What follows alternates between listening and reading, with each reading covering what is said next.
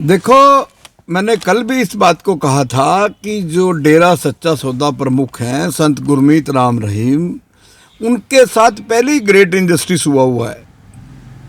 जो उनका legal remedy थी 4 साल से, उस लीगल रेमेडी से उनको वंचित रखा गया 4 साल से।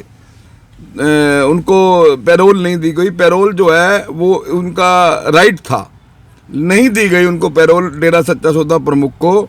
और मैंने कल भी कहा था कि 2 कोर्टें अभी उनके पास हैं, हाई कोर्ट और सुप्रीम कोर्ट। तो क्या जो जहां सेशन कोर्ट में लोगों को जो है सजाएं होती हैं, उम्र कैद की सजा होती है, डेथ सेंटेंस होती है, फांसी की सजाएं भी जो हैं बरी होते देखे गए हैं लोग, ये इतिहास है। तो अभी कोई फाइनल जजमेंट नहीं आई। जो धामी साहब ने, जो शिरोमणि गुरुद्वारा प्रबंधक कमेटी के प्रधान हैं, जो कह रहे हैं कि भाईचारा खराब होगा, धार्मिक भावनाएं भड़केंगी, इससे हमारी किसकी धार्मिक भावनाएं भड़केंगी? आप ऐसी बातें क्यों कर रहे हो?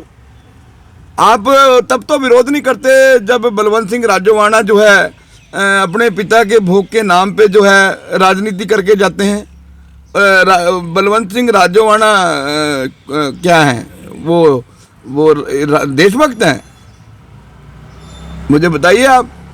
जो दविंदर सिंह भुल्लर है, जब उनको पैरोल मिलती है, जब तो आप आपत्ति नहीं कोई करते।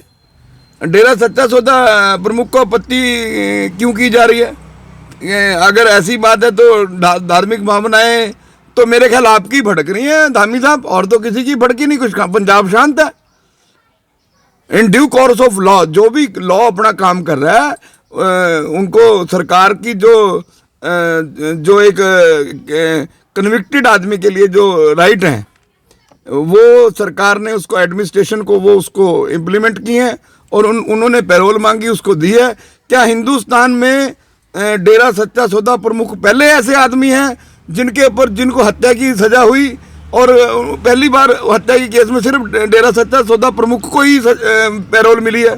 बताइए धामी साहब, आप तो एडवोकेट भी हैं, आप वाइट पेपर इशू कीजिए प्लीज़। मेरी हाथ जोड़ के रिक्वेस्ट है, हिंदू सिख भाईचारे को खंडित ना करें, ऐसे बातें करके माहौल को ख़राब ना करें देश का। उनको कानून ने सज़ा की है। संत गुरमीत राम रहीम, जो मैं तो बहुत बड़ी बात उनको मानता हूँ, वो बहुत बड़े राष्ट्रभक्त हैं।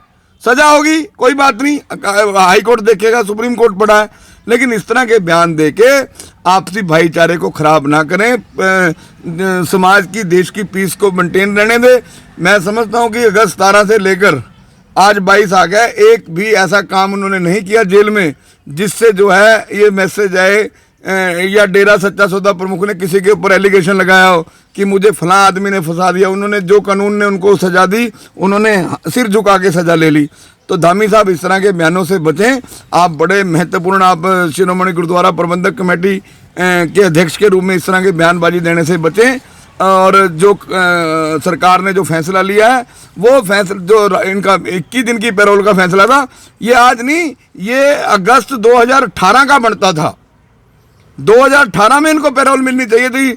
जो जेल मैनुअल है, अकॉर्डिंग टू जेल मैनुअल, उनको जो है सितंबर 18 में वो इंटाइटल थे पैरोल के, लेकिन उनको 3 साल के बाद पैरोल मिली। क्यों धामी साहब?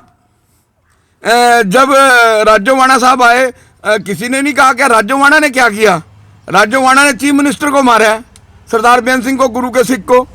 हमने डेरा सच्चा सौदा की ओर से या उनके अनुयायियों की ओर से कोई विरोध नहीं हुआ। राजोवाणा का भी राइट था, राजोवाणा को भी पैरोल मिलनी चाहिए थी।